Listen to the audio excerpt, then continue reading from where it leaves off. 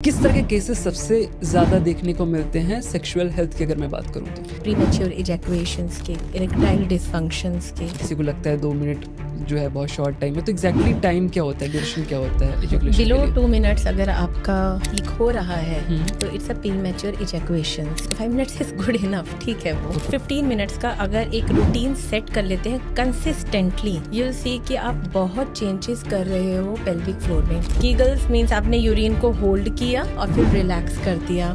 2 to 3 minute 10 times repetition morning and evening sufficient. Diet factor बहुत important है। Zinc diet लेनी है आपको, मैग्नीशियम लेनी है, जो लिबिडो की इश्यूज आपको आते हैं वो फेस ना करना पड़े। यहाँ 2 चीज़ें आती हैं, एक तो सेक्सुअल एक्टिविटी आ गई जिसमें आप इन्वॉल्व हो फिजिकल किसी दूसरे अपने पार्टनर के साथ, एक आता है मास्टरबेशन। तो दोनों में क्या कुछ डिफरेंस होता है क्योंकि दोनों में ही इजैकुलेशन हो रहा है? In a healthy manner you are doing it. When you are doing a masturbation, there is an urge, there is an sympathetic nervous system जहाँ पे वो blockages हो रही हैं, बस you wanted to do it. Erectile dysfunctions के ना बहुत सारे reasons होते हैं basically. So या तो erections proper नहीं हो पाते, means उसका venogenic veins में कुछ issue है, arteriogenic कुछ arteries में issue है. Secondly, masturbation is one of the second reason which is coming up. Pelvic floor की इंपॉर्टेंस क्या है यहाँ पे? जो सीमन यूरिथ्रा के जरिए उसको पुश करने की कोशिश करती है। पेल्विक फ्लोर वीक होगा तो सीमन पुश नहीं होगा। जब वो पुश नहीं होगा it can lead to your infertility. But अगर पेल्विक फ्लोर वीक रहता है तो मीन्स कॉन्ट्रैक्शंस भी नहीं है, ब्लड फ्लो वहाँ पे होल्ड नहीं हो रहा। एक टर्म यूज करेंगे ढीला पड़ जाना। क्या ऐसे ट्रेट्स हैं जो हमें दिखना शुरू हो जाते हैं? सेक्सुअल पेन होता है उनको, या फिर अच्छी तरह से इरेक्शंस नहीं हो रहे होते उनको, या जल्दी डिस्चार्ज हो जाते हैं। 15 मिनट्स जो टेक्निक है वो अगर आप इन सब कंडीशंस में यूज करेंगे तो your pelvic floor will not impact much. PME अगर आपको हो रहा है तो आपको मास्टरबेशन कर लेना चाहिए बिफोर सेक्सुअल एक्टिविटी, तो ये लॉन्ग लास्टिंग में आपकी हेल्प करेगा, ऐसा कुछ है इसमें? नहीं। सो बहुत सारे लोगों को प्रॉब्लम आती है नाइटफॉल की, तो हम नॉक्ट्रल एमिशन भी कहते हैं। और यहाँ पे आपने बटक्स को स्क्वीज करना है, अपने पेल्विक फ्लोर को स्क्वीज करना है। ये मूवमेंट आपके वेरिकोसील के लिए इरेक्टाइल डिसफंक्शन में बहुत इंपॉर्टेंट हेल्प करती है। पहले के टाइम में काफी ज्यादा रिकमेंड लोग करते थे कि आपको सपोर्टर पहन के जिम करना चाहिए, हेवी लिफ्टिंग करनी चाहिए। जिम की वजह से आपको वेरिकोसील नहीं होता है। ठीक है।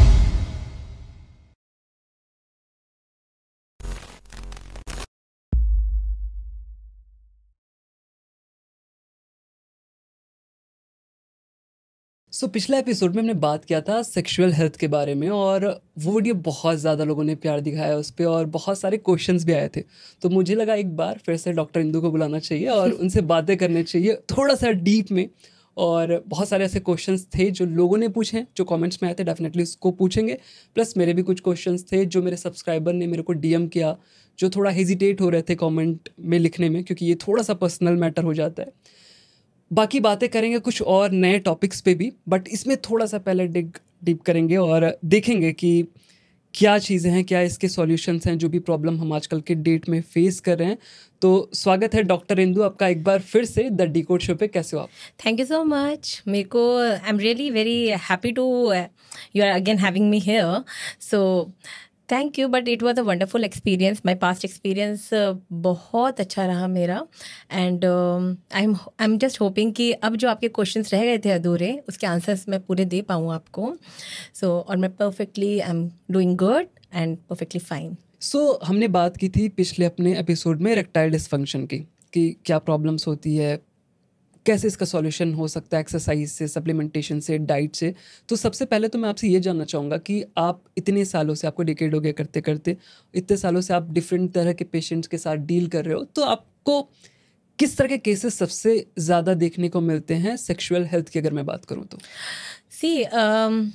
एक तो मेरे को जो केसेस मैक्सिमम दिखते हैं पेल्विक फ्लोर डिसफंक्शन से related, PME means premature ejaculations के, इरेक्टाइल डिसफंक्शंस के, यूरिनरी इनकॉन्टिनेंस के, stress incontinence, urinary incontinence, one of the very common problems which people are facing these days.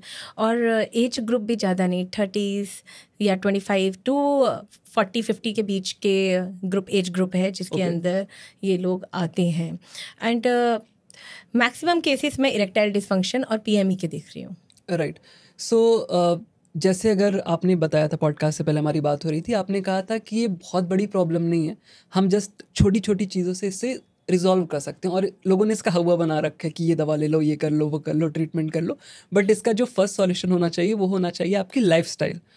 तो मैं आपसे समझना चाहूँगा कि जैसे आपने बताया था कि जस्ट 15 मिनट्स आप अपना दिन भर में सिर्फ दे सकते हो अपनी अगर बॉडी को, तो आप इन तरह की प्रॉब्लम्स को आने से पहले ही रोक सकते हो। तो क्या 15 मिनट का रिचुअल होना चाहिए किसी भी एक मर्द के लिए, एक मैन के लिए, जिससे वो किसी भी तरह की प्रीमैच्योर इजैकुलेशन हुआ या लॉन्ग लास्टिंग का इशू होता है कई सारे लोग को, सेम चीज़ ही है, बाकी इरेक्टाइल डिसफंक्शन का इशू होता है, तो ये सारी चीज़ों से फेस ना करना पड़े, एक हेल्दी सेक्सुअल लाइफ उसकी रहे।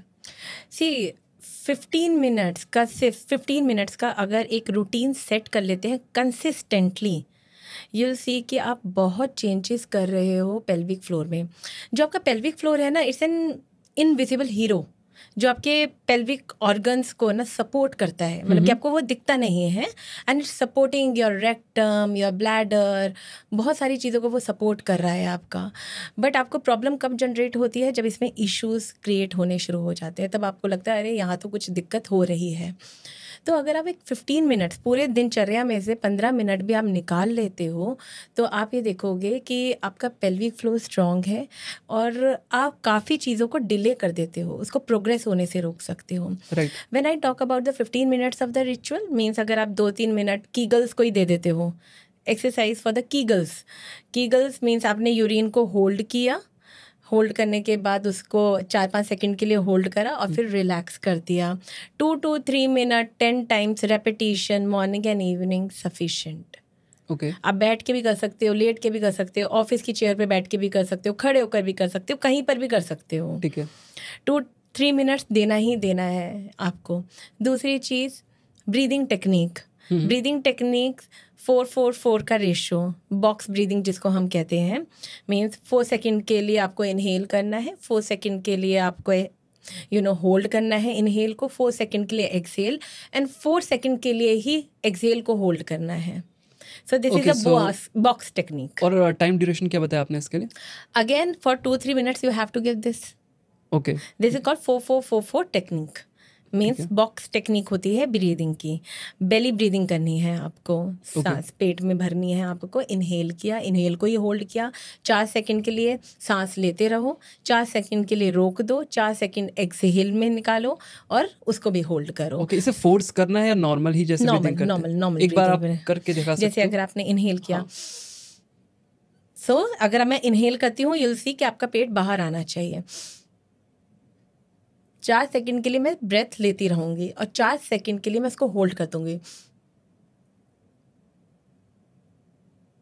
फिर exhale 4 second I am exhaling out through my mouth, और फिर एक्सहेल को मैंने जहाँ पे मेरा एक्सहेल खत्म होता है मैंने वहाँ पे होल्ड कर दिया। So just I am exhaling it out. So this is basically a breath technique, या फिर आप इसको कह दो बॉक्स ब्रीदिंग टेक्निक होती है ये। ओके, सो एक आप ये चीज़ करो। Then you have to take diet factor, बहुत इम्पॉर्टेंट है। जिंक डाइट लेनी है आपको, मैग्नीशियम लेनी है, जिससे आपके आपको लो जो लिबिडो की इश्यूज आपको आते हैं वो फेस ना करना पड़े। अनार खाओ जितना हो सकता है, जूस पियो, आप अवाकाडो खाओ, मीन्स गुड फैट आप ले सकते हो, नट्स लो, एग्स लो, आप ये सब कुछ अपने डाइटरी सप्लीमेंट्स ऐड करो, स्पिनच लो। तो ये सब चीज़ें बहुत ऐड करते हैं आपके पेल्विक फ्लोर की उसमें स्ट्रेंथनिंग प्रोग्राम्स में। दूसरी चीज़ अगर देखा जाए, स्मोकिंग, ओबिसिटी, इन सब चीज़ों को आपको थोड़ा सा कट ऑफ करना पड़ेगा। एंड मोर ओवर बहुत इम्पॉर्टेंट नोट है, प्रोनोग्राफी रोकनी पड़ेगी। ठीक है ना, मतलब कि जितना हाई स्पीड इंटरनेट है उतनी ही हाई स्पीड से रीचेबल हो रहे हो पॉर्न देखने के लिए। राइट, सो इसको थोड़ा सा मैं ब्रेक डाउन करना चाहूँगा। आपने कहा कि पॉर्न देखने से आपकी सेक्सुअल हेल्थ खराब होती है। बिल्कुल होती है। राइट, सो किस तरह से ये इम्पैक्ट करता है आपके मेंटल हेल्थ पे, साथ ही में आपके फिजिकल हेल्थ पे? मेंटल हेल्थ वाला तो हमने थोड़ा बहुत बात की अपने कुछ पॉडकास्ट में, बट ये फिजिकल हेल्थ पे किस तरह से आपके असर डालता है? सी, आप देखिए जितना आप पॉर्न देखते हो उसमें आपको क्या होता है कि योर एक्सपेक्टेशंस और real life expectation for the sexual activity वो डिफरेंट होती है, और जो आप उधर देख रहे हो इज समथिंग डिफरेंट। या आपका परफॉर्मेंस स्ट्रेस आना शुरू हो जाता है, राइट डोपामिन रिलीज हो जाता है, वो डिस्टरप्ट होना शुरू हो जाता है, जिसकी वजह से आपके टेस्टोस्टेरॉन्स के जो लेवल होते हैं वो रिड्यूस होने लग जाते हैं। Okay. एंड सेकेंडली आप जब वो डिस्टरप्ट हो रहा है, टेस्टोस्टेरॉन भी रिड्यूस हो रहा है आपका, and more over and it's creating a lot of आप मास्टरबेशन की तरफ जाना शुरू कर देते हो, और आप मोर ओवर आपकी जो इंटीमेसी है, सेक्सुअल इंटीमेसी है, वो डिस्टर्ब होना शुरू हो जाती है। सो आइडली वी जस्ट आज की ना, एक तो कम मास्टरबेशन करो, और थोड़ा सा अगर आप अपनी वाइफ के साथ हो, without any phone, without anything, give her a time, मतलब कि रियल टच पे आप फोकस करो, Okay. And that will increase all your, balance करता है आपके हार्मोन्स लेवल्स को भी, and it give you a natural kind of sexual अर्ज। ओके, सो आपने कहा कि मास्टरबेशन कम करो। मास्टरबेशन कम करो। एक आइडियल फ्रीक्वेंसी क्या होनी चाहिए एक मेल के लिए देखिए, masturbation? Once in a moonlight I always recommend कि अगर करना चाहते हो तो मंथ में आपका एक बार हो गया, मंथ या में एक नहीं बार? बार हो गया, या 2 बार हो गया, सफिशिएंट है। But Okay. If you are doing on the regular basis, you are hyper stretching your all the muscles, you are creating a tensions there. Right, but यहाँ दो चीज़ें आती हैं। एक तो सेक्सुअल एक्टिविटी आ गई जिसमें आप इन्वॉल्व हो फिजिकल किसी दूसरे अपने पार्टनर के साथ, एक आता है मास्टरबेशन। तो दोनों में क्या कुछ डिफरेंस होता है? क्योंकि दोनों में ही इजैकुलेशन हो रहा है, बट दोनों में डिफरेंस कहाँ आता है? सी, आप जब अपने पार्टनर के साथ इन्वॉल्व होते हो ना, तो आप एक और भी चीज़ें होती है, फिजिकल नीड होती है आपकी, you have release certain kind of an hormones जो एक फील के साथ आपको आते हैं, एक and in a healthy manner you are doing it. When you are doing a masturbation, there is an urge, there is an sympathetic nervous system जहाँ पे वो ब्लॉकेजेस हो रही हैं, बस you wanted to do it, you are using your muscles. आप means आपके बहुत सारे जो फ्रैक्टर्स हैं ब्रेन के साथ, आपके जो कनेक्शन है towards your penile area is not properly working, and that's the reason behind it. You're doing the masturbation continuously, and it's impacting all you are hyper using your muscles there, and it's the reason which is creating a erectile dysfunction further. Okay, और जल्दी फिर आप धीरे धीरे आप जब satisfy नहीं हो पाते तो पीएमई का इश्यूज भी आपको आना शुरू हो जाता है, क्योंकि आप जो इंटरनल वेल्व्स होते हैं उनको डिस्टर्ब करना शुरू कर देते हो, वेन्स को आप डिस्टर्ब कर देते हो, तो जिसकी वजह से ये इश्यूज जनरेट हो जाते हैं इजीली। राइट। जैसे मेरी और पॉडकास्ट में भी इस टॉपिक पे बात हुई है, तो वो भी मैं थोड़ा सा यहाँ पे ऐड करना चाहूँगा। सो बताते हैं, जब आप पॉर्न देखते हो तो वहाँ पे एक सर्टेन बॉडी टाइप आप इमेजिन करते हो और उसके बाद आप अपना प्रोसेस करते हो। सो उससे क्या होता है कि आपकी वो हैबिट हो जाती है, आपके दिमाग को भी वैसी इमेज चाहिए जिससे आपका ब्लड फ्लो बेटर हो, जिस पे आपके नाइट्रिक ऑक्साइड का उसमें फ्लो अच्छा बने और फिर आपका इरेक्शन हो और फिर आप परफॉर्म करो। सेम वही चीज़ क्या होती है जब आप एज अ थर्ड पर्सन, अभी आप सारी चीज़ें देख रहे हो, एज अ सेकंड पर्सन जब आप अपने पार्टनर के साथ होते हो तो वो अब सीन आपको नहीं दिखेंगे, वो सारी चीज़ें वैसी नहीं होंगी जैसे एज अ थर्ड पर्सन आप देखते हो। तो आपका दिमाग उस तरह से चीज़ों को प्रोसेस नहीं करता है। अब आपके जो ग्लैंड्स होते हैं उस तरह के हार्मोन्स रिलीज़ ही नहीं करेंगे जिससे आपका प्रॉपर जो एक साइकिल होनी चाहिए इरेक्शन की वो आप में सही से काम करे। तो धीरे धीरे उसको आप बिगाड़ देते हो, तो आप ढंग से आपका सेक्सुअल एक्टिविटी जो होती है उसमें परफॉर्म नहीं कर पाते। Exactly that's what I have said in the first point कि परफॉर्मेंस स्ट्रेस आने लग जाता है। Real life real life expectations अलग होती हैं और जो आप वीडियोस पे देख रहे हैं that is different, and you start comparing that, and that actually impact your privacy life, that impact your sexual health. और ज़्यादातर ये टीनेज में मैंने देखा ये काफ़ी ज़्यादा प्रॉब्लम आती है। सी, देयर इज वन थिंग, एक हुकअप कल्चर भी शुरू हो चुका है, Right. डेटिंग एप्स आनी शुरू हो गई हैं, you have an easy mode to swipe, एक नहीं हुआ दूसरा, दूसरा नहीं हुआ तीसरा, तो ये एक कल्चर डेवलप हो चुका है जिसकी वजह से जब आप फिजिकल इंटीमेसी पे आते हो अपने लाइफ पार्टनर के साथ वो ब्रेक डाउन हो जाता है। राइट। सो इरेक्टाइल डिसफंक्शन के जो मेन रीजंस होते हैं, जैसे आपने बहुत सारे अपने पेशेंट को देखा होगा, ट्रीट भी किया होगा, तो सबसे ज़्यादा कॉमन क्या निकल के आता है? क्या वो ऐसा अपनी लाइफ में गलत प्रैक्टिस कर रहे होते हैं जिसकी वजह से ये इशू आता है? सी, जब मैंने देखा, मैंने आपको लास्ट टाइम भी बताया था कि इरेक्टाइल डिसफंक्शंस के ना बहुत सारे रीजंस होते हैं बेसिकली। सो या तो इरेक्शंस प्रॉपर नहीं हो पा रहे, इरेक्टाइल डिसफंक्शन को अगर हम देखें थोड़ा सा पीछे से, तो erections are not proper, means उसका विनोजेनिक वेन्स में कुछ इशू है, आर्टीरियोजेनिक कुछ आर्टरीज में इशू है, तो प्रॉपर फ्लो नहीं हो पा रहा, वो एक साइकोलॉजिकल फैक्टर भी हो गया। तो इस तरह से बहुत सारे उसके रीजंस आते हैं। जब मैं अपने क्लाइंट्स को देखती हूँ तो in my clients basically I see a lot of reason, because एक तो एज फैक्टर भी होता है, बहुत इजीली एज फैक्टर एक कॉमन रीजन भी आ रहा है। Secondly masturbation is one of the second reason which is coming up. Okay, जो ये हार्ड ट्रुथ है, but this is one of the reason जो आपका ईडी डेवलप कर रहा है। और एज रेंज क्या होती है? जैसे मुझे लगता है कि नॉर्मल ही, अगर मैं अपने दोस्तों की बात बताऊं, जैसे हम आपस में बात करते हैं कि जब आप टीन एज में होते हो तो बहुत ज़्यादा आपका मतलब इन सारी चीज़ों को लेके बहुत ज़्यादा आप एक्साइटेड रहते हो क्योंकि हार्मोन्स लेवल भी आपके पीक पे होते हैं। तो मास्टरबेशन की आदत ज़्यादातर टीनेज में ज़्यादा फ्रिक्वेंटली होती है क्योंकि उस टाइम पे आपको समझ नहीं आता कि क्या करना है। राइट, आपका हो सकता है आप सिंगल भी, आपका पार्टनर ना हो, और मोस्टली टीनेज में क्या ही पार्टनर होगा आपका। तो बट मैं देखता हूँ आफ्टर 25 फ्रिक्वेंसी लोगों की कम होती जाती है मास्टरबेशन की। राइट, तो ज़्यादातर ये केसेस क्या कम एज वालों के आते हैं? बिल्कुल बिल्कुल आते हैं, कम एज वालों के आते हैं, पर कम एज में उन्होंने शुरू कर दिया था। अच्छा, उसका इम्पैक्ट है। उसका इम्पैक्ट है। Now when they have came they are already cross 30-35, तो वो इम्पैक्ट कर रहा है। आपकी शादी हो चुकी है, इनफर्टिलिटी हो रही है, सो दे आर बहुत सारे रीजंस आपके आने शुरू हो जाते हैं। जब आप डायग्नोस करते हो तब उसके अंदर आपको निकल के आता है कि आपको ईडी का भी इशू आ रहा है। सो ये एक फैक्टर्स आने शुरू हो जाते हैं। ओके, स्पर्म काउंट पे भी इसका फर्क पड़ता है अगर आप बहुत ज़्यादा मास्टरबेट करते हो? बिल्कुल बहुत स्पर्म की क्वालिटी पे भी फर्क पड़ता है, आपके विस्कोसिटी, सीमन विस्कोसिटी आपकी कॉम्प्रोमाइज़ होती है, तो इन सब चीज़ों पे फ़र्क पड़ता ही पड़ता है। आपके टेस्टोस्टेरोन लेवल पर आपको, जब आप बहुत ज़्यादा मास्टरबेशन करते हो, एक पॉइंट ऐसा आता है कि you suffer from the low libido, आपका सेक्सुअल ड्राइव करने का मन ही नहीं करता है, क्योंकि आप बहुत सारी चीज़ें पहले से ही अपने पर ट्रायल कर चुके होते हो। राइट। तो यहाँ पे पेल्विक फ्लोर की इम्पोर्टेंस क्या है यहाँ पे सेक्सुअल हेल्थ में मेल के लिए?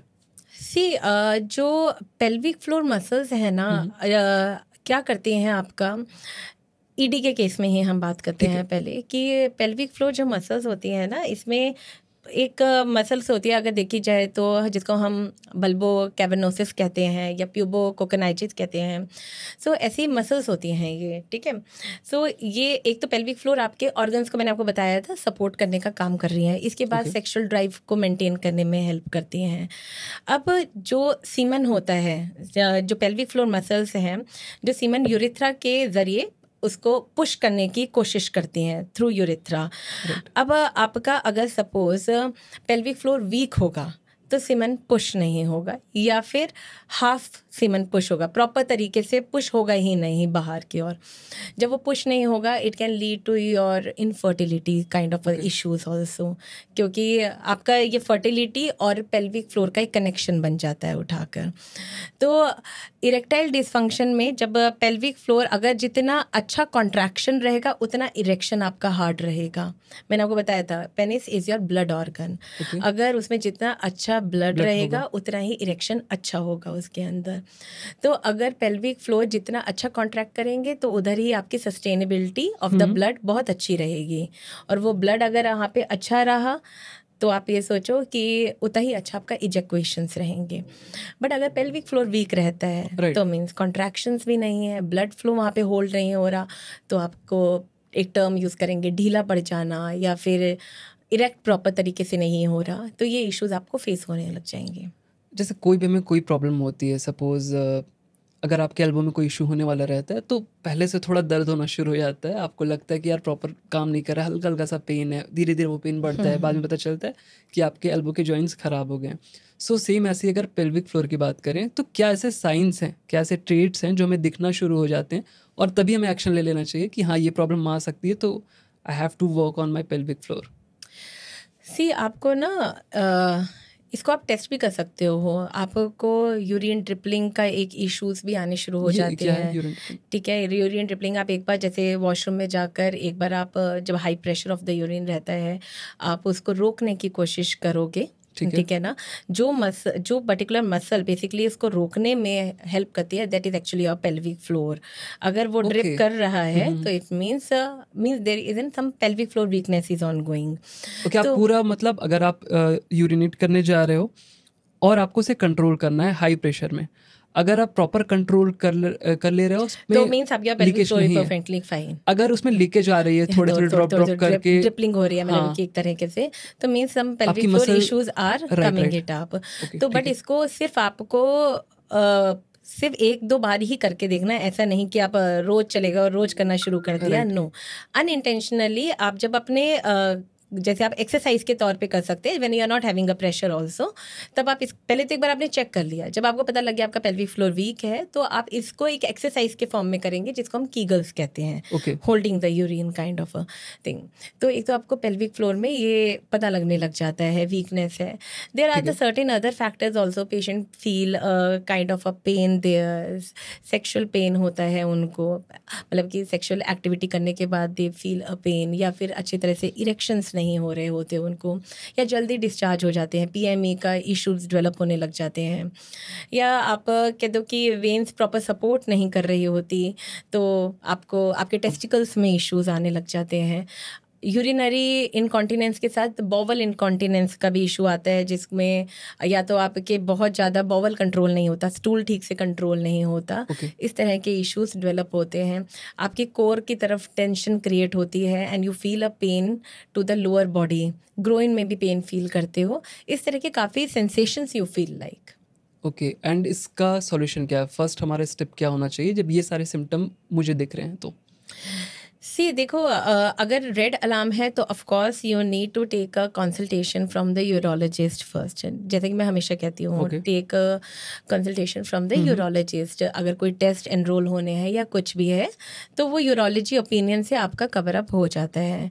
अदरवाइज अगर आपने जब मेरे से पहले क्वेश्चन पूछा था अगर आपको हेल्दी करना है पेल्विक फ्लोर को, तो मैंने आपको पूरे वो 15 मिनट्स जो टेक्निक है राइट वो अगर आप इन सब कंडीशंस में यूज़ करेंगे तो your pelvic floor will not impact much, तो वो आपका हमेशा ठीक रहेगा। बट आपका फर्स्ट स्टेप हमेशा यही होता है कि आप यूरोलॉजी ओपिनियन लीजिए। और इसके बाद भी पेल्विक फ्लोर को स्ट्रॉन्ग करने के लिए ना there are other techniques also which we use as an pelvic floor therapist. Okay so last हमने अपने पॉडकास्ट में ये चीज़ शूट भी की थी, एक्सरसाइजेस भी बताए थे कि क्या एक्सरसाइज आप कर सकते हो और पेल्विक फ्लोर को स्ट्रॉन्ग कर सकते हो। सो अगर आपने नहीं देखा तो आप एक देख बार सकते जाओ हो, देखो, हाँ। नीचे डिस्क्रिप्शन में उसका लिंक बट भी देर होगा। आर ना लाइक जब हम बताते हैं तो हम एक कॉमन जेनरिक एक्सरसाइजेस प्रोग्राम्स बताते हैं ठीक है जिसे मीन्स हर कोई फॉलो कर सके इजीली तरीके से।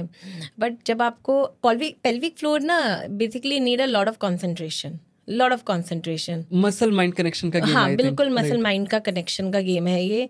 आप मतलब कि जब आप देख रहे होगा कोई पॉडकास्ट तो उसको लगेगा सिर्फ कमर उठा रहे हैं, ये चीज़ राइट, ये मैंने देखा है। ठीक है ना। जब आपको लगेगा पैर उठा रहे हो और ये तो बहुत आसान है। आपने जो एक्सरसाइज बताई थी मैंने भी इंक्लूड की और ऑलमोस्ट मैं करता हूँ, मतलब मैं जब भी जिम जाता हूँ तो कम से कम 3 से 4 दिन मैं वो सारे वो कर एक्सरसाइज लो। परफॉर्म करता हाँ हूँ। मीन्स आप ये देखो बोले कि कमर उठाना is something you are doing a bridging, for you is Right, simple a right. Bridging but it's not a bridging also. But आप समझो उसमें आप बड़ी मसल्स भी इन्वॉल्व कर लेते हो, आप अपने ग्लूट्स को इन्वॉल्व कर लेते हो, कोर को भी इन्वॉल्व कर लेते हो। पेल्विक फ्लोर बेचारा वहीं पे रेस्ट कर रहा होता हाँ। है, पर इन्वॉल्व एक्चुअली हमें पेल्विक फ्लोर करना होता है। ओके ठीक है, तो आपको उसको स्क्वीज करना तरीके से। उसका कुछ आप बता सकते हो ट्रिक ऐसी कोई जिससे कैसे हम पेल्विक फ्लोर को ही देखिए टारगेट करें? या after the session one I am going to tell you next 5 exercises also, उसमें मैं ठीक है। आपको बता दूंगी। ओके ठीक है ठीक है ना, that will help I am sure the customers and the client, sorry. Okay sure. और प्लस ये भी है कि बहुत सारी एक्सरसाइजेज होती हैं जो कस्टमाइज होती हैं, राइट। जैसे आपने जो भी एक्सरसाइज बताई या जो भी आप एक्सरसाइज बताओगे वो जेनरिक होगी क्योंकि सबकी हेल्थ कंडीशन अलग होती है। बहुत एक्सरसाइज ऐसी होती हैं जो आपके लिए पर्टिकुलर डिज़ाइन की जाती हैं। तो वो चीज़ समझना बहुत ज़रूरी है कि जब आप किसी थेरेपिस्ट के पास जाते हो तो क्लोजली आपको मॉनिटर करेगा और आपके लिए उस टाइम पे क्या सुटेबल एक्सरसाइज होनी चाहिए वो गाइड करेगा आपको। एग्जैक्टली, तो आप बिल्कुल। ये बिल्कुल मत सोचो कि अगर आपको कोई प्रॉब्लम है तो जस्ट वीडियो देख के वो ये सॉल्व होगी। 5 एक्सरसाइजेस से होगा नहीं। हाँ, आपको चाहिए। लेकिन बहुत मेरे पास ऐसे केसेस आते हैं जिन्होंने मेरे को पहले भी बोला है कि हमने आपका पॉडकास्ट देखा, हमने वो 5 एक्सरसाइजेस करी, उससे कईयों को बहुत फर्क भी पड़ता है, पर next level of exercises also they wanted to learn. But उसके लिए ना वी नीड टू सी कि उनके अंडरलाइन कॉज क्या चल रहे हैं, कारण क्या चल रहे हैं। जैसे मैंने आपको ईडी का ही बताया, ईडी के कारण ही बहुत सारे हैं, venogenic, arteriogenic, psychogenic. So entire exercise program go accordingly. Okay तो आपको उसके अकॉर्डिंग पैटर्न को डिज़ाइन करना पड़ता है। फिर एज फैक्टर्स भी देखना होता है। अगर किसी का एज फैक्टर ऑलरेडी 60 है या 50s के अबव है, द इंटायर प्रोग्राम गेट उसके और भी क्या अलाइनमेंट रहे हैं। It's not only the pelvic floor, joints में और कहाँ इशू आ रहा है, लो बैक पेन तो नहीं है कहीं उनको, नेक में पेन तो नहीं है।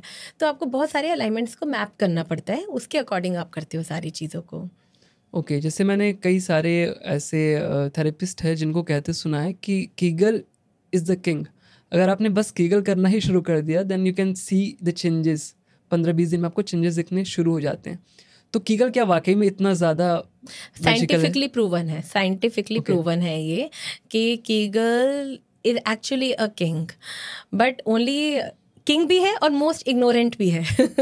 राइट टेक्निक भी उसमें आपको राइट टेक्निक के पॉइंट ऑफ व्यू से। और मीन्स पीपल फील लाइक, क्योंकि इनविजिबल है, मैंने कहा इज एन इनविजिबल हीरो, तो लोगों को दिखता नहीं है तो वो बोरिंग हो जाता है। राइट ठीक है, तो आपको इसके लिए बहुत पेशेंस चाहिए, बहुत पेशेंस चाहिए कि यस हमें वो रूटीन करना है एंड उसको स्ट्रॉन्ग करना है। अब वो स्ट्रॉन्ग करने का तरीका भी मैंने आपको बताया है कि कीगल्स, रिवर्स कीगल्स, बहुत सारे टेक्निक्स होते हैं, you have to do accordingly. But Kegel अगर आप तरीके से करते हो कंसिस्टेंटली विदाउट दिस होप कि मेरे को 4 दिन में या 10 दिन में इफेक्ट आना शुरू हो जाएगा, तो ऐसा कुछ नहीं है। It minimum take 2 to 3 months to 6 months, but you need that patience. आप उसको करो बस। ओके थोड़ा सा पीएमई के साइड चलते हैं, प्री मैच्योर इजैकुलेशन जो बहुत ज़्यादा कॉमन है। अब सबसे पहले तो डेफिनेशन हमें समझनी पड़ेगी कि एग्जैक्टली ड्यूरेशन आपकी क्या होती है जो हेल्दी होती है। जैसे कई लोग को लगता है अगर वो 5 मिनट्स लास्ट करते हैं तो वो कम टाइम है, किसी को लगता है 2 मिनट जो है बहुत शॉर्ट टाइम है। तो एग्जैक्टली टाइम क्या होता है, ड्यूरेशन क्या होता है इजैकुलेशन के लिए? बिलो 2 minutes अगर आपका लीक हो रहा है, ठीक है ना, तो इट्स अ प्री मैच्योर इजैकुएशंस आपको आ रहा है, तो 5 minutes इज गुड इनफ, ठीक है वो। बट 2 minutes बिलो आपका इस प्री मैच्योर इजैकुएशंस, आप उसे सफ़र कर रहे हो। मीन्स आपकी जो मसल्स है पेल्विक फ्लोर वो ओवर एक्टिव हैं, तो इसी वजह से वो इश्यूज क्रिएट होता है। आई थिंक यहाँ पे एक चीज़ और जोड़ने की ज़रूरत है। अगर आप रेगुलर सेक्सुअल एक्टिविटी में इन्वॉल्व हो तो ये सारी चीज़ें काउंट होती हैं। आप अगर सपोज अगर आप 3-4 महीने में एक बार कर रहे हो तो PME is very common. Exactly हाँ, ये आपने बहुत अच्छा क्वेश्चन मुझसे पूछा है। मेरे पास जब मैं पूरा हिस्ट्री लेती हूँ तो मैं ये बात पूछती हूँ अपने क्लाइंट से कि लास्ट सेक्सुअल एक्टिविटी आपकी कब हुई थी। इफ़ दे आर आंसरिंग मी उनकी लास्ट सेक्सुअल एक्टिविटी 3 महीने पहले हुई थी और आज आप एकदम से करते हो, तो फिर वो तो जल्दी डिस्चार्ज होना ही है। Right. तो आप उसको ऐसे मैप नहीं करोगे। पर अगर आपकी सेक्सुअल एक्टिविटी वीक में ट्वाइस या थ्राइस है, तब आपको ये जनरेट हो रहा है, तब आप उसको ये चीज़ को काउंट करोगे। ओके सो ये ड्यूरेशन का आपने बता दिया कि 2 मिनट से कम है तो मतलब आपको कुछ प्रॉब्लम है कर रहे हो, तो उसका फर्स्ट एक्शन पॉइंट क्या होना चाहिए? पीएमई का अगर आपको इशू डेवलप हो रहा है तो मैंने कहा ना, इसके फिर अगेन अंडरलाइन कॉज होने बहुत ज़रूरी है, समझना बहुत ज़रूरी है कि क्यों डेवलप हो रहा है। एक कारण किसी को पता है, यहाँ पे लैक ऑफ अवेयरनेस होती है, एजुकेशन नहीं है, लोग बात ही नहीं करना चाहते इसके बारे में। इफ़ यू सी कि मैंने आपको जैसे अभी बता रही थी मैं कि पीपल आर लाइक कि 6 months तक उनकी सेक्सुअल एक्टिविटी नहीं हुई और 6 months के बाद हुई, तो दे आर थिंकिंग कि हमें साइकोलॉजिकली कि हमें पीएमई डेवलप हो गया है।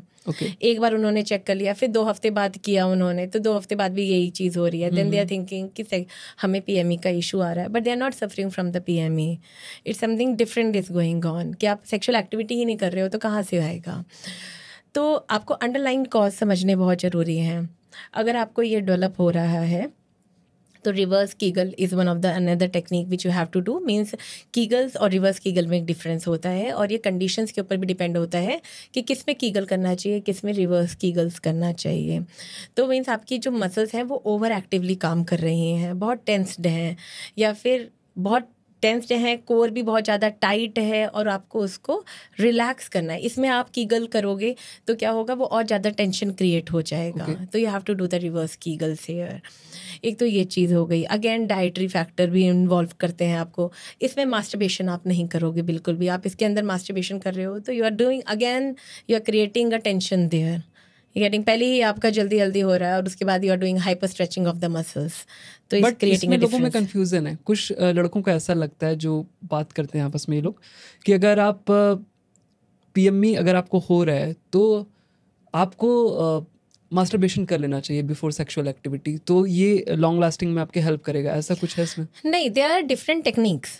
सी ऐसा नहीं है, देयर आर डिफरेंट टेक्निक्स। वो जिसको वो कह रहे हैं मास्टरबेशन का, तो there is an start and stop technique which we called a start and stop technique. Means आप एक स्टिमुलेशंस लेते हो, ठीक है, मीन्स आपने एक सेक्सुअल स्टिमुलेशन हुआ, आपने उसको होल्ड कर दिया before reaching to the climax, you have to hold it up. Means hold करा, आपने डिस्चार्ज होने नहीं दिया, you have to hold it, ठीक है। वो आपके टाइम पीरियड को इंक्रीज करता है, ठीक है। This is a start and stop technique, आप जिसके अंदर, और फिर उसके बाद दोबारा से रीस्टार्ट करो। There is a breathing technique, आप जितनी जल्दी फास्ट ब्रीदिंग करोगे उतने ही आपके अराउजल्स फास्ट होंगे और उतना ही जल्दी आप डिस्चार्ज कर दोगे। So breathing, slow breathing, normal breathing आपको रखनी है इसके अंदर।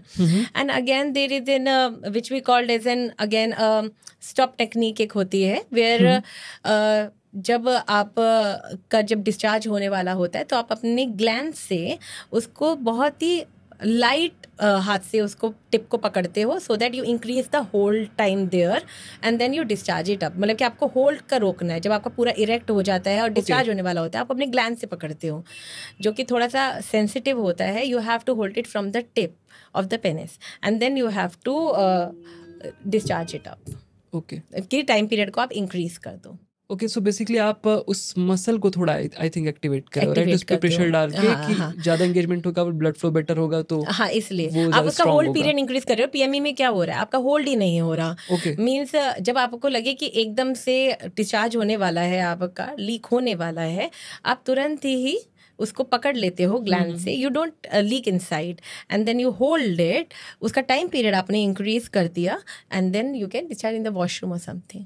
सो बहुत सारे लोगों को प्रॉब्लम आती है नाइटफॉल की, मोस्टली टीनेज में अगेन ये प्रॉब्लम ज़्यादा रहती है। धीरे धीरे जैसे जैसे आपकी एज बढ़ती जाती है ये प्रॉब्लम कम होती जाती है। अब बहुत सारे लोग हैं जो इसको लेके बहुत ज़्यादा टेंस्ड रहते हैं कि यार ये प्रॉब्लम हो गई, मुझे कोई बीमारी हो गई है क्या, क्या दिक्कत हो गई है मुझे, क्या किसी सेक्सुअल डॉक्टर से या जो भी सेक्सोलॉजिस्ट होते हैं उनसे कंसल्ट करने की ज़रूरत है, या मुझे कुछ चेंज करना है? तो एग्जैक्टली होता क्यों है और क्या ये किसी तरह की डिजीज़ है? ये पेल्विक फ्लोर से कनेक्टेड है, ठीक है, बट ये इसको ना हम बायोलॉजिकल प्रोसेस है, इसको हम नॉक्ट्रल एमिशन भी कहते हैं। सो जब आप डीप स्लीप में होते हो, जब आप नींद में होते हो, एक नेचुरल इनवॉलेंट्री आपका रिलीज हो जाता है। So this can be a multiple reason behind it. Over active है आपकी मसल या अंडर एक्टिव है, कोई आप without any sexual stimulation, without any thoughts, ये अपने आप ही डीप स्लीप में आपका रिलीज हो जाता है because of the nervous system as well, sympathetic nervous system as well. But ये यंग एडोलेंस में आपको देखने को मिल जाएगा। बट अगर पेल्विक फ्लोर में कुछ अगर इशू है, स्टिल ये हो रहा है, तो ये एक डिफरेंट अंडरलाइंग कॉज है, otherwise is a natural process. Okay, so यहाँ पे जैसे कई बार डॉक्टर्स कहते हैं कि आपकी नर्व कंप्रेशन है, उसकी वजह से आपको ईडी की प्रॉब्लम हो रही है, या इसकी वजह से आपको जो भी सेक्सुअल इश्यूज आ रहे हैं। तो एग्जैक्टली नर्व कंप्रेशन होता क्या है और क्या इसमें पेल्विक फ्लोर का कुछ इन्वॉल्वमेंट है? सी नर्व कंप्रेशन ना, आप इसको और भी टर्म्स में सुनते होगे, नर्व इंट्रैपमेंट हो जाना, नर्व का ट्रैप हो जाना, फर्टिलिटी में भी काफी ज्यादा ये कॉमन है, नर्व इनपिंचमेंट हो जाना। सो बहुत कॉमन नर्व्स कुछ जो होती हैं, जो आगे सप्लाई करती हैं आपको, उसके अंदर आपकी एपिडेंडल नर्व हो जाती है, एक आपकी फिमोरल नर्व हो जाती है जो जेनाइटो के पास से ही निकल रही है। So there is an obturator nerve and sciatica nerve is not directly involved, but लोगों को sciatica nerve रटी हुई है, ठीक है। but there are other nerves also जो इसको प्रॉब्लम क्रिएट करती हैं वहाँ पर। तो you feel the sensations like burning kind of a sensation। जब आप यूरिन पास कर रहे हो तो आपको burning sensation हो रही है, painful sex activity हो रही है, and जब आप बैठे होते हो still you are feeling a pain in that area। तो of course there is a nerve compression, आपकी कोई नर्व वहाँ से दबी हुई है जिसकी वजह से ये सेंसेशन आपको फील हो रहे हैं। तो वही इसको दोबारा से आपको अंडरलाइन कॉज को एक बार देखना पड़ेगा, क्या ट्रिगर हो रहा है, कौन सी पर्टिकुलर एरिया है जो ट्रिगर कर रहा है और किधर को पेन जा रहा है। आपको इनर थाई में पेन आ रहा है, जेनाइटल एरियाज में पेन आ रहा है, और कितने लेवल का आ रहा है, कितने ग्रेड्स का आ रहा है, तो ये एक कॉज हो सकता है। ओके, सो इसके लिए क्या एक्शन पॉइंट होना चाहिए? क्या पेल्विक फ्लोर की एक्सरसाइजेज जो हैं ये सफिशिएंट नो, हैं? डायरेक्टली पेल्विक फ्लोर एक्सरसाइज नहीं, first assessment is important. Important. हाँ, क्योंकि नर्व इनपिंच हो रही है तो मीन्स नर्व अगर डिस्टर्ब है कहीं ना कहीं तो वो आपको कहीं ना कहीं प्रॉपर फ्लो नहीं हो रहा है और वो इरिटेट हो रही है, जिसकी वजह से आपको ये सेंसेशंस प्रोवाइड कर रही पेनफुल है। काफ़ी ज़्यादा रहता है। पेनफुल काफ़ी रहता है, सिटिंग में भी, चलने में भी, you feel like a very different kind of a pain there. पैरों के उंगलियों में भी नमनेस पेन आना आता है आना, तो राइट। बड़ा शैटिका के ऑलमोस्ट पास में ही होता है तो पीपल टेक इट शैटिकल इश्यूज आ रहे हैं ये। राइट। तो बट आप इसका ट्रीटमेंट भी करवा लेते हो तो भी ये नहीं जाता, तो मीन्स इसका अंडरलाइन कॉज कुछ आ रहा है। तो ये कम्प्लीटली असेसमेंट के बाद ही आप कंप्लीटली बता सकते हैं कि ये Right. क्या इशू है। फर्स्ट स्टेप तो पहला असेसमेंट ही होता है, डॉक्टर जो आपको करते हैं या आपका पेल्विक फ्लोर थेरेपिस्ट आपका असेसमेंट करता है वो इसका है, फिर उसके अकॉर्डिंगली आपके ट्रीटमेंट होते हैं। मैनुअल थेरेपी है या Right. फिर आपका आइस पैक बोला जा रहा है या और क्या टेक्निक है पेल्विक फ्लोर की, कौन सी एक्सरसाइज से इसको रिलीज किया जाएगा, ट्रिगर पॉइंट्स को कैसे रिलीज किया जाएगा, ये सब कुछ डिपेंड करता है। ओके, सो यहाँ पे दो चीज़ें आती है, एक तो आती है फिजिकल हेल्थ, एक आती है मेंटल हेल्थ। और फिजिकल हेल्थ बहुत ज़्यादा आपकी बेस्ड होती है कि आपकी मेंटल हेल्थ कैसी है, क्योंकि आपके सारे हार्मोन्स जितने वो सारे आपके पिट्यूटरी से लेकर सारी चीज़ें कंट्रोल हो रही हैं आपके थॉट से, आप कैसा सोच रहे हो। तो सेक्सुअल परफॉर्मेंस में मेंटल हेल्थ का कितना बड़ा रोल है? बहुत बड़ा रोल है, बहुत बड़ा रोल है मेंटल हेल्थ का। Means if I give you an example, आज के टाइम पर आप यंगस्टर्स में ही देखोगे कई हैं बहुत जो लो लिबिडो से भी जा रहे हैं, थ्रू निकल रहे हैं। Why there is a reason behind it. अगर सबसे कॉमन एग्जांपल देखो कि करियर ग्रोथ, ठीक है, everybody is going towards a career growth, performance anxiety कि हमारा फर्स्ट टाइम है, how will be the performance. तो इस तरह के स्ट्रेस एंग्जाइटी डिसऑर्डर्स से सफ़र कर रहे होते हैं, उनको पता भी नहीं होता पर they are going through an anxiety part. कुछ लोग डिप्रेशन के थ्रू होते हैं। Everything is impacting your mental health and when it is impacting your mental health it will going to affect your erections also.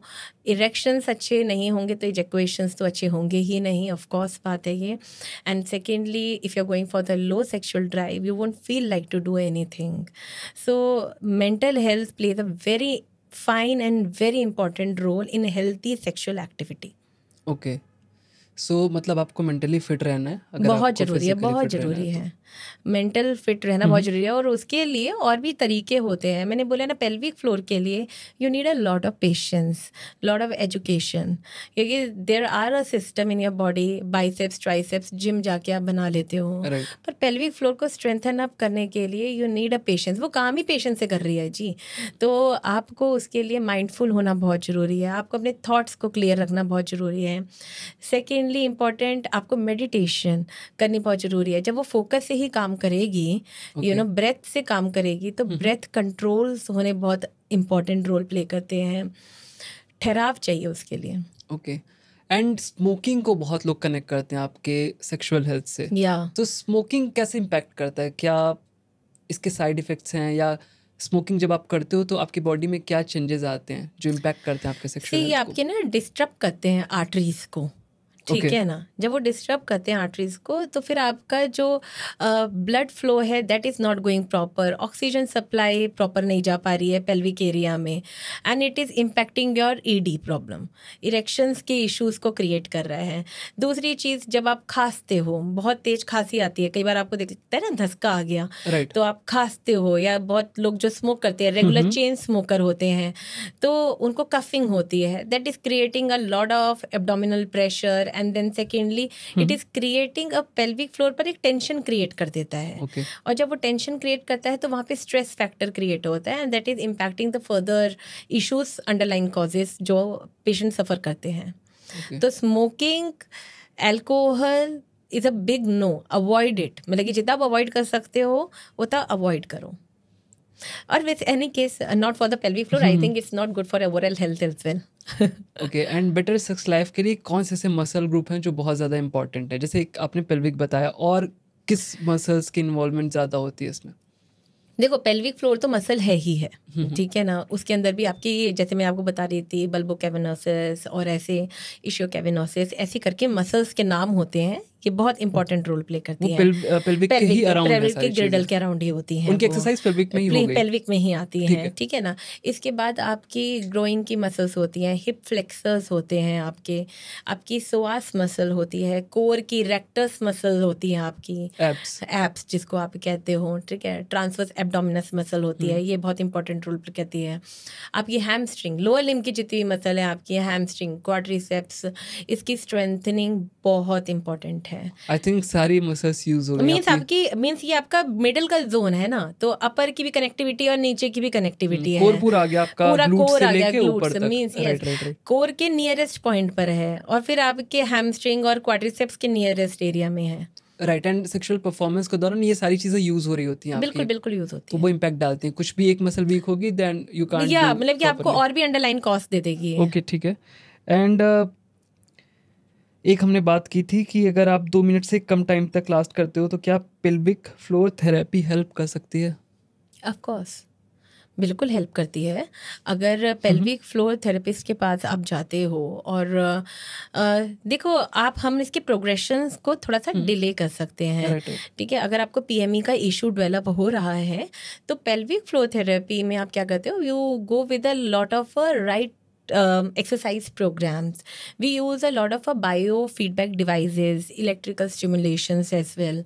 Manual therapy भी होती है, तो उससे हम strengthen up करते हैं उस एरिया को। right breathing techniques को हम यूज़ करते हैं, होल्ड टेक्निक, इसके अंदर हमें होल्ड टेक्निक्स यूज़ करनी होती है, तो वो हम सिखाते हैं। जैसे मैं आपसे बात कर रही थी कि ग्लैंड्स को कैसे पकड़ के हम होल्ड करते हैं, वो टेक्निक्स के बारे में हम बात करते हैं। तो ये सारी चीज़ों का आपका पूरा काउंसलिंग सेशंस और प्रॉपर एक पैटर्न्स बना होता है।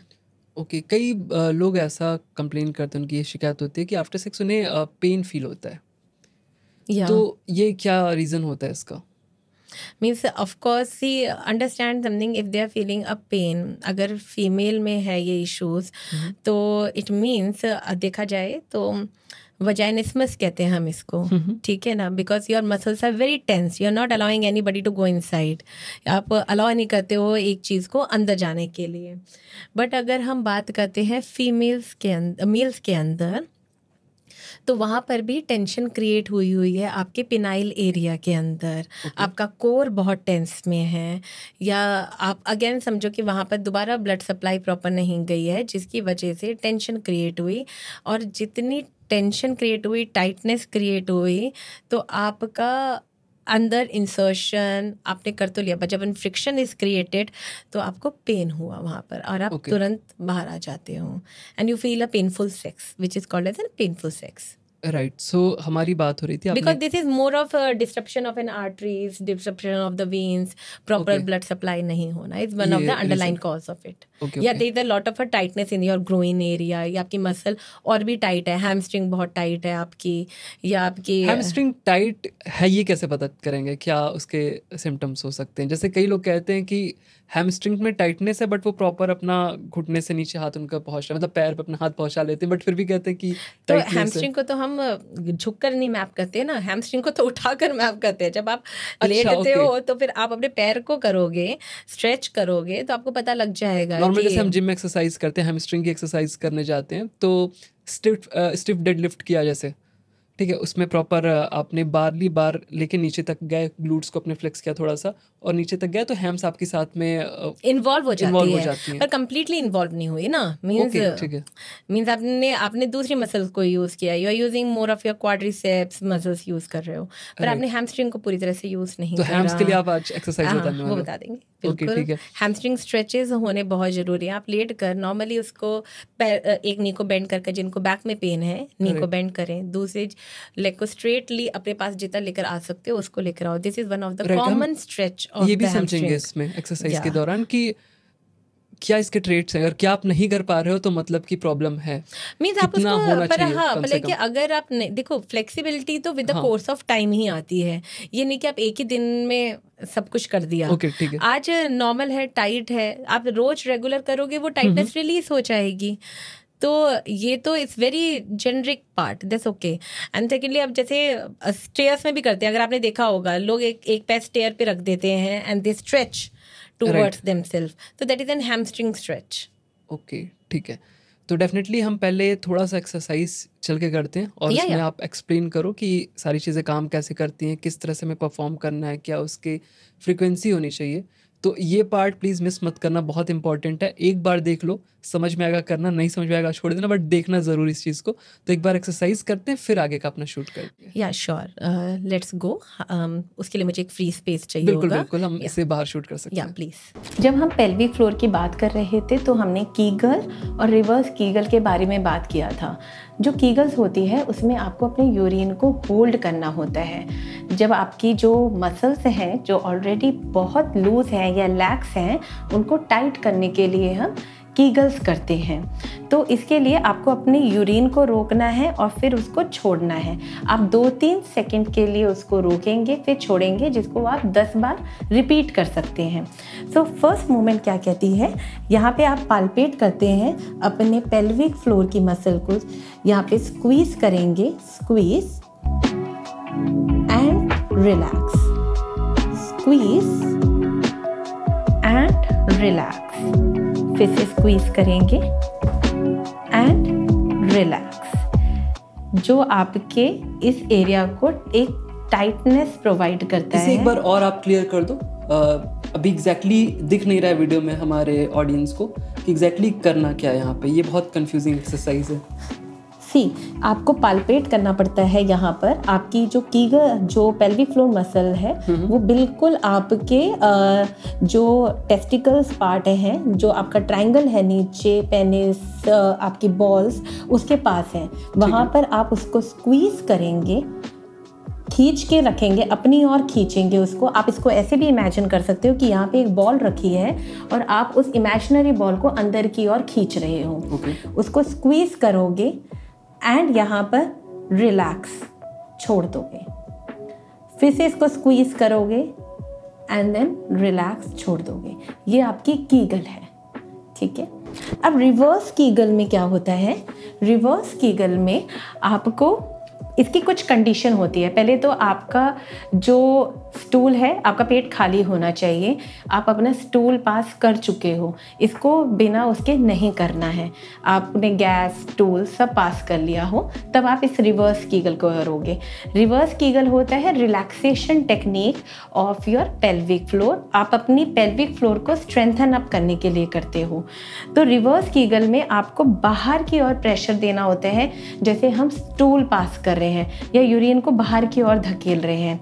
अगर मैं आपको एग्जाम्पल दूं, जैसे ये बॉटल है, इसको जब हम प्रेशर दे देते हैं तो सारा पानी बाहर की ओर आता है। तो ये सारा आपका रिवर्स कीगल है। जब आप इसको पिचकाते हो, यहाँ से पिचकाते हो, तो ये आपका कीगल है। जब आप रोकते हो, आप उल्टा करते हो, तो वो आपका रिवर्स कीगल है। तो रिवर्स कीगल में हम अपनी जो टेंस्ड मसल्स होती हैं, जो आपकी ओवर एक्टिव मसल होती है, जिनको पीएमई का इशू होता है, उसमें आप रिवर्स कीगल्स करोगे। आप उस टेंशन को जो रिलीज करोगे वो रिवर्स कीगल से करोगे, ठीक है। सो आप बाहर की ओर प्रेशर दोगे, बाहर की ओर प्रेशर दोगे एंड रिलैक्स छोड़ दोगे, फिर से बाहर की ओर प्रेशर दोगे, छोड़ दोगे, रिलैक्स, बाहर की ओर प्रेशर देंगे एंड रिलैक्स छोड़ देंगे। इसको भी आप 10 टाइम्स रिपीट करेंगे। तो next exercise is hamstring stretch, जो हमें करना बहुत ज़रूरी है। जो हमारी टाइट पेल्विक फ्लोर होती है, उसके अंदर एक हैमस्ट्रिंग भी एक मेजर रोल प्ले करता है। जब आपने मेरे से एक क्वेश्चन पूछा था अश्वनी रिगार्डिंग कि अगर हमारा L4 L5 लेवल पे नर्व इम्पिंचमेंट होती है, तो ये हैमस्ट्रिंग जो स्ट्रेच है, ये बहुत मेजर रोल प्ले करता है। तो हैमस्ट्रिंग स्ट्रेच के लिए जिनको भी बैक का इशू है, सबसे इम्पॉर्टेंट चीज़ है वो एक नी को अपना बेंड करके रखेंगे ताकि आपके बैक पे कोई स्ट्रेन ना आए। और इसकी कंडीशन भी आपकी वेरी करती है। अगर आपको ओवर प्रेशर फील होता है बैक पर, तो आप इसको नहीं करेंगे, ठीक है। तो नॉर्मल केस में आपने अपने लेग्स को उठाना है और या तो कोई आप दुपट्टा ले सकते हैं या बेल्ट ले सकते हैं, उसको पकड़ के आपको इसको मैक्सिमम अपनी ओर खींचने की कोशिश करनी है। यहाँ पे आप होल्ड करेंगे 1 2 3 4 5। कोशिश करिएगा आपके घुटने सीधे रहें, आपको यहाँ पे एक खिंचाव महसूस होगा और उसको स्ट्रेच को रोक के रखना है, होल्ड करना है। 1 2 3, 4, 5, 6, 7, 8, 9, 10 और नी बेंड करके स्लोली आपको नीचे करना है। जो लोग इसको ऐसे नहीं कर सकते हैं, लेट के नहीं कर सकते, वो नॉर्मल भी एक स्टूल पर या कुर्सी पर अपने एक पैर को सीधा कर कर उसको स्ट्रेच करेंगे। तो जो आपकी कंडीशन होती है पेल्विक डिसफंक्शन में, ईडी का केस हो गया या आपका पीएमई का इशू आ गया, there is one more movement जिसको हम कहते हैं हैप्पी चाइल्ड पोज, उसको भी आप कर सकते हैं। हैप्पी चाइल्ड पोज में लेग को आप अपने पास लेकर आएंगे इस तरीके से और नीचे की ओर, नी को नीचे की ओर प्रेशर देंगे आप, और यहाँ पे आपने बटक्स को स्क्वीज़ करना है, अपने पेल्विक फ्लोर को स्क्वीज़ करना है और उसको छोड़ना है। Squeeze and relax. ये जो पोज है ये आपको और भी तरीके से मदद करता है, आपकी ग्रोइन की स्ट्रेचिंग में हेल्प करता है आपको यहाँ पर ये। तो जो आपके हिप फ्लेक्सर्स हैं वो भी इसके अंदर यूज़ होते हैं और साथ के साथ आपकी उन मसल्स की भी, पेल्विक के अराउंड की मसल्स की बहुत अच्छी स्ट्रेंथनिंग और स्ट्रेचिंग होती है। तो इसको भी आप मेंटेन करके रखेंगे 5 के काउंट का और फिर नीचे ले आएंगे। आप इसको 5 बार या 10 टाइम्स रिपीट कर सकते हैं। सो हमारी एक और पेल्विक फ्लोर के लिए जो आपके टेस्टोस्टेरोन लेवल को भी इंक्रीज़ करने में हेल्प करती है और सेक्सुअल ड्राइव को भी इंक्रीज़ करने में हेल्प करती है, थोड़ी सी फास्ट पेस मूवमेंट है जिसको हम हनुमान दंड भी कहते हैं। अगर आप इसको करते हैं तो इसमें आपको बहुत फ़ायदा होता है हनुमान दंड में। एंड देन आप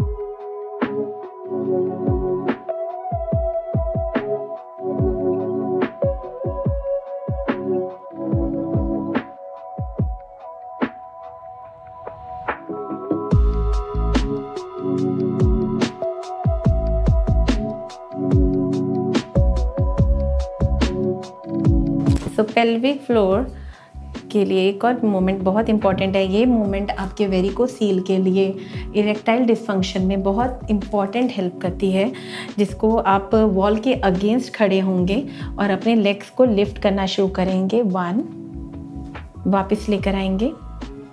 2, हर मूवमेंट में कोर को एंगेज करना बहुत ज़रूरी है। नीचे वापस 2,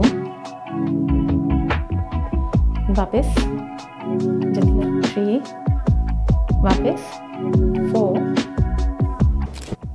एंड 1 मोर 5 एंड स्लोली आप वापस नीचे आएंगे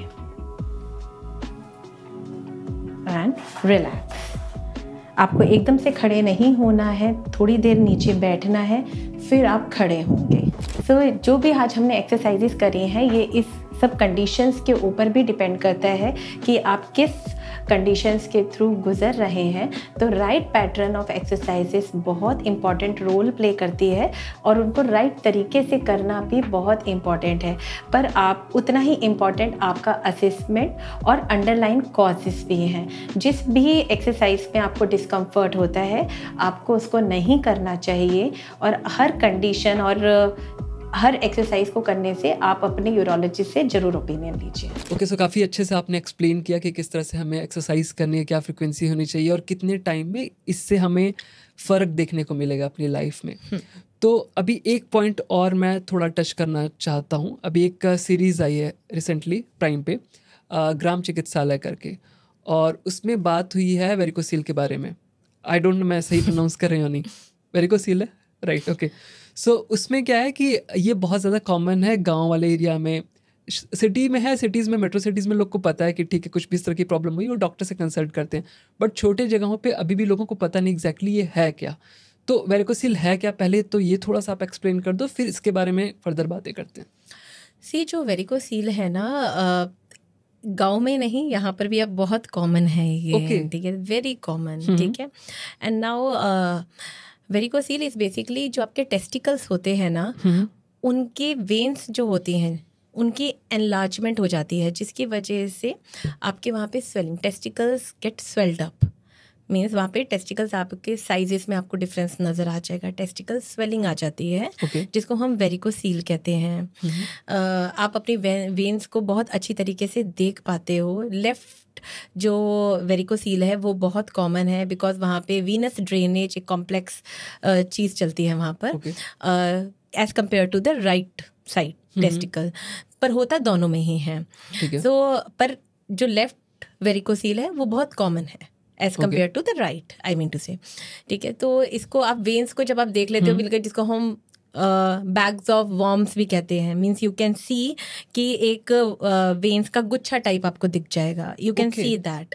तो टेस्टिकल्स में तो मीन्स आपको ये प्रॉपर ब्लड फ्लो का सप्लाई नहीं हुआ और वहाँ पर टेस्टिकल में आपका ब्लड इकट्ठा हो गया, pool of blood is there, जिसकी वजह से ड्रेनेज प्रॉपर नहीं हो पाई। पेनफुल भी होता है? या वेरी पेनफुल। ओके और इसके इनिशियल सिम्टम्स क्या होते हैं? जैसे अगर किसी को भी हल्का फुल्का दिखे तो उसे डेफिनेटली डॉक्टर के पास जाना चाहिए। तो इनिशियल डेज में आपको क्या दिखना शुरू होगा जिसमें आपको डॉक्टर से कंसल्ट करना चाहिए? देखो ये इमरजेंसी कंडीशन नहीं होती है, पर ठीक है ना, जैसे इसमें ना बहुत सारे ग्रेड्स होते हैं, ग्रेड 1, ग्रेड 2, ग्रेड 3 भी होता है इसके अंदर। Grade 3 of course surgery intervention मांगता है, वो हर केस में ही मांगता है ग्रेड 3 पर ग्रेड 1 और ग्रेड 2 में डॉक्टर्स भी आपको रिकमेंड कर देते हैं एक्सरसाइज प्रोग्राम्स पे जाने के लिए, मेडिकेशंस पार्ट भी देते हैं, और भी इन्वेसिव टेक्निक्स होते हैं वो यूज़ करते हैं। अल्ट्रासाउंड के थ्रू आपकी कितनी वेन्स में इश्यूज़ आए हैं वो सब कुछ चेक होता है इसके लिए। सो जो फर्स्ट आपको सिम्टम्स इसमें नोट होते हैं ना, आप बैठे भी हुए होते हो तो means you feel a pain in your testicles, shooting kind of a pain, continuous बैठने पर, कंटिन्यूस खड़े होने पर, shooting kind of a pain. Blood आप मूवमेंट में रहते हो, चलते रहते हो, तो आपको पेन नहीं फील होता है क्योंकि आपका ब्लड फ्लो मूव होता है। वेरिकोसील एक बहुत बड़ा कारण है ऑफ इनफर्टिलिटी का, एक इशू है ये बहुत बड़ा, क्योंकि आपके टेस्टिकल का जो टेम्परेचर है वो चेंज हो जाता है। जब आपका वो टेम्परेचर चेंज हो जाता है, जो स्पर्म्स होते हैं वो डेड होने शुरू हो जाते हैं, या आप कहते हो वो ठीक से मैनेज नहीं कर पाते, तो आपका ये इनफर्टिलिटी का स्पर्म क्वालिटी आपकी डिस्टर्ब हो जाती है। तो ये एक वेरिकोसील एक बहुत बड़ा कारण हो जाता है उसका, इनफर्टिलिटी का। Apart of this there is a shooting kind of a pain you feel like everywhere inside around your pelvic area, groin area में। Sitting become very difficult, standing become really very difficult. आप atrophy देखोगे अपने testicle के size में, छोटा बड़ा भी आपको दिखेगा, मीन्स चेंजेस नज़र आ जाएंगे आपको उसके अंदर, एक बड़ा एक छोटा भी हो जाता है। सो इसे एक पेल्विक फ्लोर थेरेपिस्ट कैसे ट्रीट करता है? जब ये वेरिकोसील्स के इशू आते हैं ना, तो we go with the again the right techniques and the right, हम पेल्विक फ्लोर के अराउंड ब्लड फ्लो को इंक्रीज करते हैं, ठीक है। So we ask them to wear the supporters पहनने के लिए बोलते हैं। रीज़न उसका ये भी रहता है क्योंकि आप देखो आपके जो टेस्टिकल्स हैं वो लटक जाते हैं, तो उसको सपोर्ट करने के लिए यू नीड अ सपोर्टर, ताकि वो अपलिफ्टमेंट मिले। सॉरी टू इंटरप्ट, यहाँ पे एक और क्वेश्चन आता है। जैसे जो भी जिम बडीज़ हैं, जो भी जिम जाते हैं, उनको पता होगा कि पहले के टाइम में काफ़ी ज़्यादा रिकमेंड लोग करते थे कि आपको सपोर्टर पहन के जिम करना चाहिए, हेवी लिफ्टिंग करनी चाहिए, या तो अगर आप पहलवान को देखोगे पहले तो लोग कहते हैं वो भी लंगोट इसलिए पहनते थे ताकि वहाँ एक सपोर्ट मिल सके। बट आप यहाँ पे अभी ये बता रहे हो कि अगर आपको वेरिकोसील से आप जूझ रहे हो, अगर उसका सामना आपको करना पड़ रहा है, आफ्टर जब आपको हो गया, ये प्रॉब्लम हो गई, उसके बाद सपोर्टर की ज़रूरत होती है। उससे पहले अगर आपने प्रिकॉशन के लिए पहना तो क्या इसको प्रिवेंट कर सकते हो? दिस इज क्या है, आपको मैं बताती हूँ। जिम की वजह से आपको वेरिकोसील नहीं होता है, ठीक है। पहली चीज़ तो जिम की वजह से आपको वेरिकोसील नहीं होता, पर कुछ एक्टिविटीज़ करने के लिए यू नीड अ सपोर्टर। वो आपके हेल्प करता है एरिया को सपोर्ट करने में, ब्लड फ्लो को मेंटेन करने में। डेड लिफ्ट हो गए, हैवी वेट लिफ्ट हो गए, वहाँ पे already intra abdominal pressure increase हो रहा है, एंड जब इंट्रा एब्डोमिनल प्रेशर इंक्रीज हो रहा है तो आपके पेल्विक फ्लोर पे टेंशन क्रिएट होती है। अगर आपके सपोज ग्रेड 1 की वेरिकोसील है, आपको पता ही नहीं है, अर्ली स्टेज में पता ही नहीं लगता है। आप कब पता लगता है वेरिकोसील का? जब या तो अपने बॉल्स में आप देखते हो there is a difference, testicles में डिफरेंस है, या फिर आपको इनफर्टिलिटीज का इशू आ रहा है। जब आप चेक करवाते हो तब आपको पता लगता है कि ये वेरिकोसील आ गया है। तो मींस जो डिटोरिएशन है वो तो पहले से ही हो रही थी, ठीक है। अगर आपके वेल्व्स में इशू आ रहा है वहां पर, तो फिर आपका ये इंक्रीज कर देगा अगर आपने सपोर्टर नहीं पहना हुआ हैवी वेट लिफ्टिंग में, ठीक है, HIIT प्रोग्राम्स में, हाई इंटेंस ट्रेनिंग प्रोग्राम्स में, जंपिंग एक्टिविटीज़ में, तो उसमें रिक्वायरमेंट होती है सपोर्टर पहन के करो तो अच्छा है। अदरवाइज जिम से आपका वेरिकोसील नहीं होता। वेरिकोसील वेल्व की कंडीशन का इशू है, वेन्स का प्रॉब्लम है जिसकी वजह से हो रहा है, या फिर आपको हेरिडिटरी इशू है, या पहले कभी आपके घर में किसी को रहा है, उसकी वजह से अंडरलाइंग कॉज है। That's the thing. सो इसका सॉल्यूशन सर्जरी है या इसको ट्रीट किया जा सकता है थेरेपीज के थ्रू? ग्रेड 1 और ग्रेड 2 पर आप कर लेते हो, ट्रीट कर लेते हो, प्रोग्रेशन को स्लो डाउन कर देते हो। और इनकी ड्यूरेशन क्या होती है? सपोज अगर किसी को होना स्टार्ट होता है तो ग्रेड 1, 2, 3 कैसे? It takes a time. Means grade 1 means आप वेन्स को देख पाते हो, ग्रेड 2 में भी आप मीन्स ट्रेन और वेन्स को आप देख लेते हो, पाल्पेट कर लेते हो। ग्रेड 2 में भी आप मतलब कि इस तरह से बहुत सारे कंडीशंस होते हैं, धीरे धीरे बढ़ेगा, बढ़ता है धीरे धीरे, ऐसा नहीं कि एक दो महीने में नहीं, टेक्स अ टाइम। बट अगर इट्स ऑल डिपेंड अपॉन कि आपने उस जब आपको पता लग गया था कि ये इशू आ रहे हैं, आपने उसके लिए स्टेप्स क्या लिए। अगर आपने उसको इग्नोरेंट ही छोड़ दिया तो फिर ठीक है, वो बढ़ता ही चला जाएगा, वो स्लो डाउन नहीं होगा। If you are not wearing the supporters, आप एक्सरसाइज नहीं कर रहे हो, उसके बाद भी आप गलत एक्सरसाइजेस कर रहे हो, मीन्स ब्लड फ्लो तो पूरा का पूरा नीचे ही आ रहा है। आइडिया है कि उसको ऊपर पहुंचाना है टूवर्ड्स योर हार्ट, तो फिर आपको सारे लेग रेजेस वाली एक्सरसाइजेस करनी है जो ऊपर पैर करके होती हैं, ताकि आपका ब्लड फ्लो वापस की तरफ जाए। ब्लड तो आपके टेस्टिकल्स में आ ही चुका है ना, उसको वापस पहुंचाने में इश्यूज आ रहे हैं, तो उसको वापस पहुंचाने के लिए आपको एक्सरसाइजेस करनी है। उसके बाद भी आप deep squatting towards the gravity exercises करोगे तो इट विल नॉट वर्क, तो वो इंक्रीज करेगा कंडीशंस को। तो राइट सुपरविजन इज नीडेड। सो जब भी जैसे सपोज कोई पेशेंट आता है आपके पास वेरिकोसील का, तो उसे आप कैसे गाइड करते हो? पहले आप कोई टेस्ट के लिए बोलते हो? हमारे पास जब भी क्लाइंट्स आते हैं वो सब कुछ अपने टेस्ट करवा के आते हैं। उन्हें एक डॉक्टर भेजता है कि आप एक पेल्विक फ्लोर थेरेपिस्ट से मिलो जो आपको एक्सरसाइजेस कराएगा। डॉक्टर भी यही बात बोलते हैं, उनको यूरोलॉजिस्ट जो होते हैं वो यही बात बोलते हैं, meet a pelvic floor therapist. वो आपको right pattern of the exercises सिखाएंगे या बताएंगे, या आप उनका कोर्स ज्वाइन कर सकते हो। राइट, तो इसमें दो चीज़ें आती है, एक तो आप एक्सरसाइज करवाओगे, प्लस इसके साथ कोई और भी थेरेपी देते हो, लाइक हीट थेरेपी या शॉक वेव थेरेपी, ऐसा कुछ? We do give the shock wave therapy that helps कि आपके ब्लड इंक्रीज हो जाए।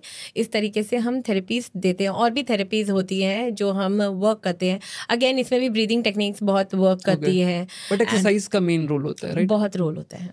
आइस पैक करने के लिए बोलते हैं, मसाज बताते हैं हम उन्हें कि कैसे आपको ऊपर की तरफ मसाज करनी है, इस तरीके से। तो जैसे बहुत सारे लोग हैं जो मेट्रो सिटीज़ में रहते हैं जिनके पास एक्सेस है अच्छे डॉक्टर्स का, वो आपके क्लिनिक भी आ सकते हैं, आपसे कंसल्ट कर सकते हैं। बट बहुत सारे ऐसे मेरे सब्सक्राइबर्स हैं जो छोटी जगह से हैं, जिनके पास डॉक्टर्स नहीं है आसपास में, उन्हें दूसरे शहर जाना पड़ता है अपने गाँव छोड़ के। तो उनके लिए कोई ऐसी जेनरिक एक्सरसाइज जो वो घर पे परफॉर्म कर सकते हैं? बिल्कुल कर सकते हैं ऐसी, बट स्टिल वी से कि ना कभी भी ना देख कर नहीं होता, सबकी कंडीशन डिफरेंट है। तो they can go with an online consultation, they can discuss the entire condition with us through online. बहुत सिटीज, डिफरेंट सिटीज से भी कॉल्स आते हैं, तो वो ऑनलाइन कंसल्टेशन लेते हैं। We take a detail assessment and accordingly we tell them the exercises program if needed. अगर उनको रिक्वायरमेंट है हम उनको एक्सरसाइजेस प्रोग्राम बता देते हैं। And if they wanted to join our course, they join our course. If they wanted to know from one sitting, then we tell them for the one sitting. But again इसके लिए consistency requirement है। Okay, ठीक है। थोड़ा सा exercises आप हमें फिर भी गाइड कर दो यहाँ पे। बिल्कुल। अगेन हम वही अपना पुराने सेटअप पे चलते हैं और एक्सरसाइज थोड़ी करते हैं, और उसमें आप डिटेल में बता दो कि इसे कैसे परफॉर्म करना है, कौन कर सकता है, कैसे कर सकता है। बिल्कुल। और उसके बाद फिर आगे की बात करते हैं। Sure, thank you. Let's go. So अब हम वेरिकोसील की एक्सरसाइजेस करना शुरू कर रहे हैं। तो जो फर्स्ट एक्सरसाइज होगी उसके बारे में मैं आपको बताती हूँ। ये आप कभी भी कर सकते हो, मॉर्निंग इवनिंग कभी भी कर सकते हो। और ट्राई करिए कि आप इसको एटलीस्ट दिन में 2 बार तो करें हैं, और 10 काउंट्स को मेंटेन करके रखें इसमें। ठीक है, तो फर्स्ट एक्सरसाइज जो आपकी होगी, वॉल सपोर्ट करके आपको लेग को रेस करना है। आपके हाथ बिल्कुल नीचे रहेंगे। आप एक पिलो लगा सकते हैं अपनी कमर के नीचे, सो दैट जो ब्लड फ्लो है वो पूरा प्रॉपर पीछे की ओर जाए। लेग्स आपके टाइट रहेंगे, और आप यहाँ पर कीगल्स भी कर सकते हैं, squeeze and relax. Pelvic floor को स्क्वीज करेंगे एंड रिलैक्स करेंगे। इसको होल्ड मेंटेन करेंगे फॉर एटलीस्ट 10 काउंट्स का आप होल्ड मेंटेन करेंगे, लाइक 1 2 3 4 5 6, 7, 8, 9, 10। फिर आप नी बेंड करके वापस पोजीशन में आ जाएंगे। Then again you will be doing the same movement second. इसको फिर दोबारा आप 10 काउंट्स के लिए होल्ड करेंगे। आपका जो ब्रेथ है वो नॉर्मल रहेगा, आपको कोई सांस को होल्ड नहीं करना, रोकना नहीं है। So wall supported leg raise is your first movement. So जो हमारी दूसरी मूवमेंट रहेगी वो है शीर्षासन, जिसको हम कहते हैं हेड स्टैंड भी। तो हम हेड स्टैंड करेंगे शीर्षासन। अगर जो नहीं कर सकते हैं शीर्षासन, उसकी जगह पे मैं आपको दूसरी मूवमेंट भी बताऊंगी, आप वो भी कर सकते हैं। चलिए शीर्षासन की पोजीशन में आएंगे।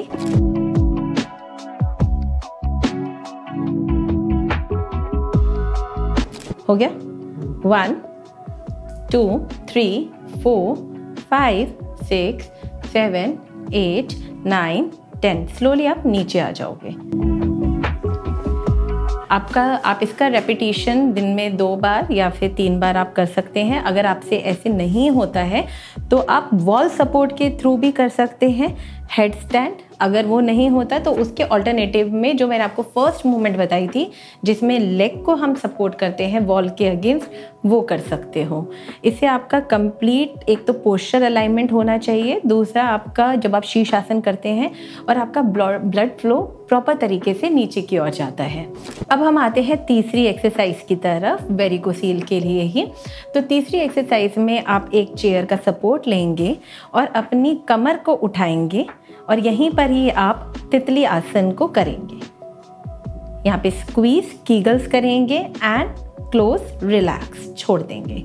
कमर को उठाएंगे, फिर से स्क्वीज करेंगे एंड ओपन करेंगे बटरफ्लाई को एंड देन क्लोज रिलैक्स। इसका भी आप 10 बार कर सकते हैं। दिन में 2 बार आपको ये प्रक्रिया करनी है।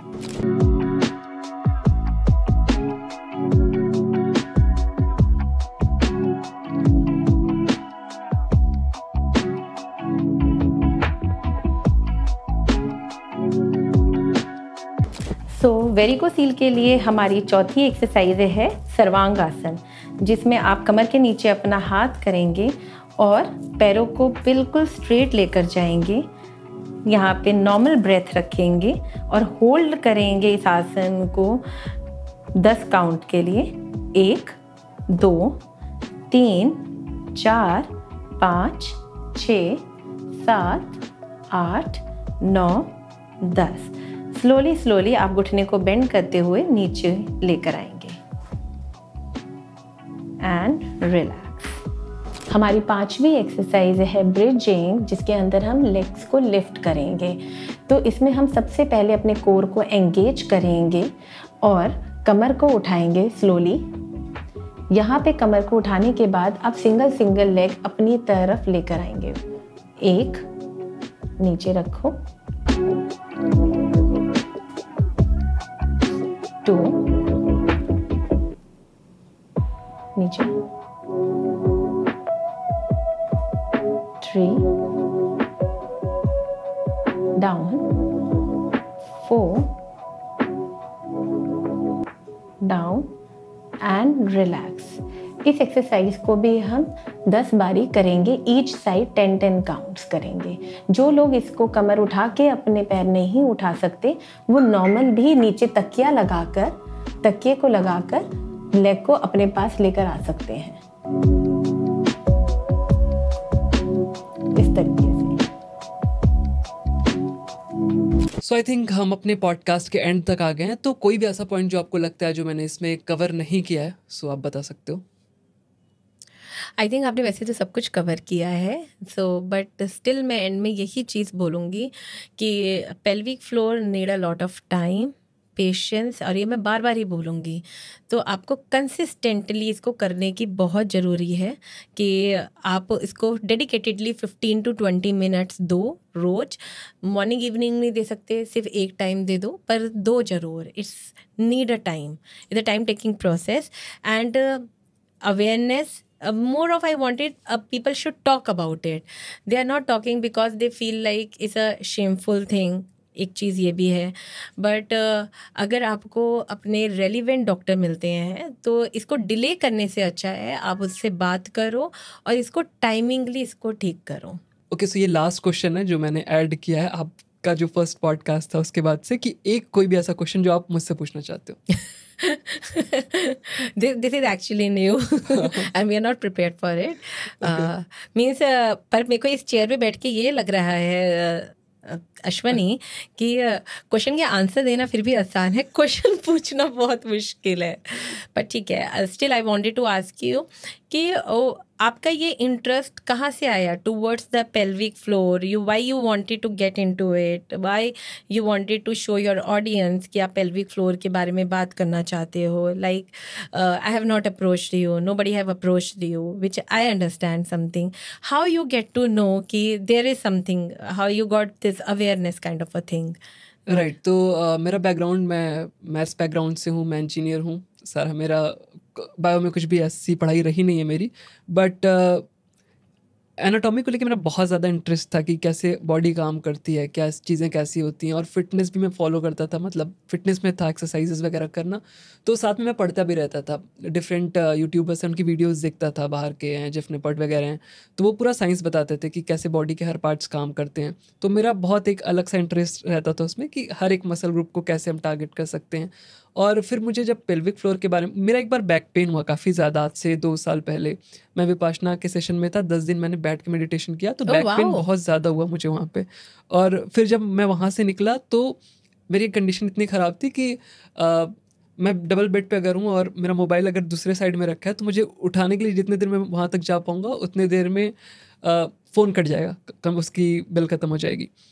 तो उस टाइम से मैंने फिर बहुत इसको फोकस करना शुरू किया। और फिर मेरे फिजियोथेरेपिस्ट, मैंने मुंबई में कंसल्ट किया था, वहाँ था उस टाइम पे मैं, तो उन्होंने बताया कि आप वर्कआउट तो करते हो बट आप पेल्विक फ्लोर को ट्रेन नहीं करते हो। मैंने कहा नहीं, मैं डेडलिफ्ट भी करता हूँ। तो उन्होंने कहा कि नहीं, बहुत सारी ऐसी मसल्स हैं जो आप जस्ट लेट के भी कर सकते हो और उसकी एक्सरसाइज हो जाएगी, 5 मिनट आपको देना होगा।